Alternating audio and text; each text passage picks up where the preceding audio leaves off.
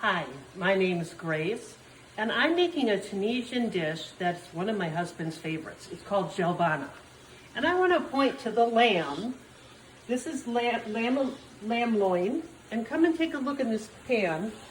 You want to fry the lamb in olive oil, and you want to get it very brown on both sides. And then I'm adding my onion. The next thing I'm going to do is I'm going to add my spices and my tomato sauce once the lamb is fully cooked. And here are my spices. I have a tablespoon of coriander, a tablespoon of ras el hanout, and a tablespoon of paprika. And then you mix them together. So the next step are the spices. You're gonna sprinkle the spices in here, and you're gonna let these spices simmer a little bit in there with the meat. Ooh, excuse me.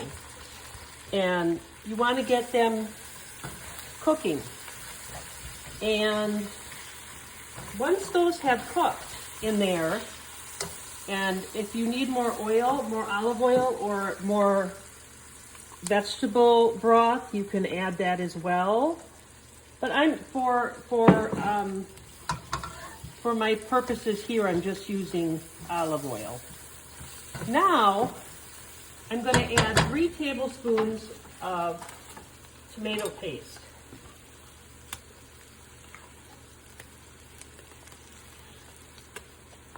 And we're going to mix that around in there with the spices and the meat.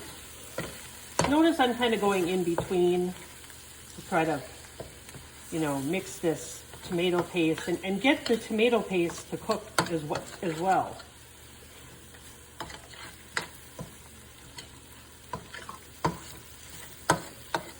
Once that gets all cooked, I would say about 3 to 5 minutes, you're going to add vegetable broth, 1 32-ounce container of vegetable broth. When I add that, then you're going to let it simmer for about 45 minutes. Hi, welcome back. The lamb has been cooking for 45 minutes, but I want to say something first. Assalamu alaikum. Shnawalik. Lebas.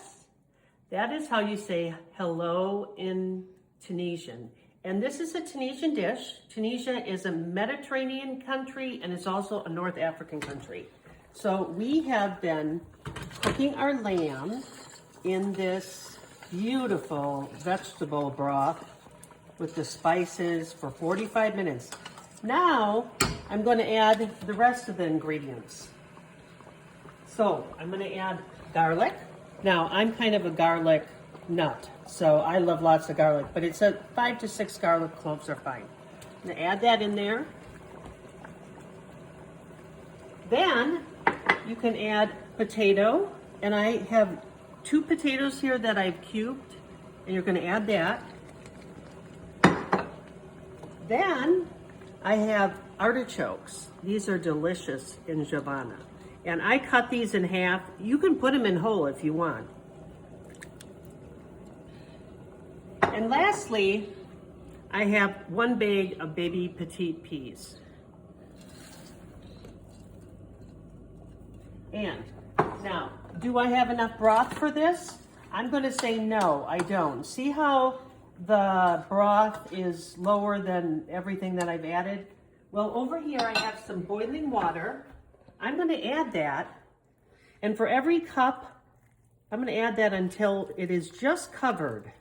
I don't want to add too much, but just till it's covered. And notice, if I go like this, and I kind of push the food down, notice how it's just covered. That's all I want. Now that's going to cook for another 25 minutes with my you can stir it occasionally, but I'm going to bring this to a boil, and I'm going to cook this for about, I would say, another 15-20 minutes. And I'm going to turn up the heat so that it starts to boil, and once it boils, I'm going to turn it down and just let it simmer for that 20 minutes. All right. Thank you for watching, and I will also show you my cubanella peppers that are over here. These are really common in Tunisia too, but they use Anaheim peppers, and we're gonna fry these up while we're waiting.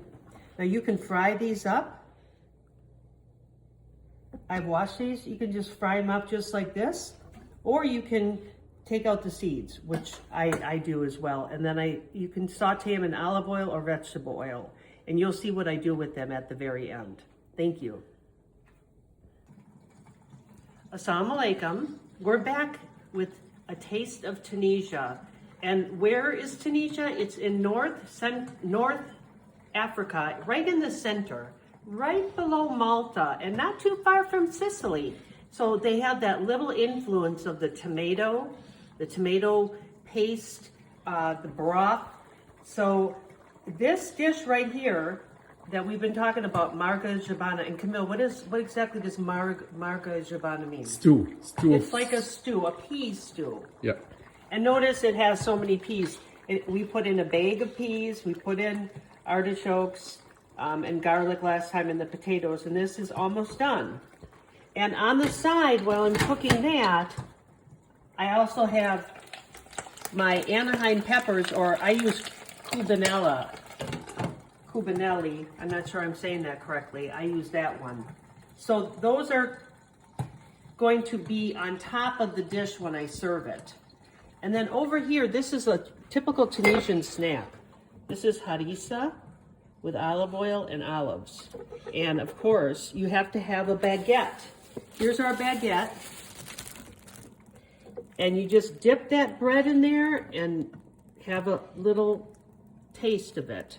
That is Tunisian. And that's really all I have, so I hope you enjoy the dish.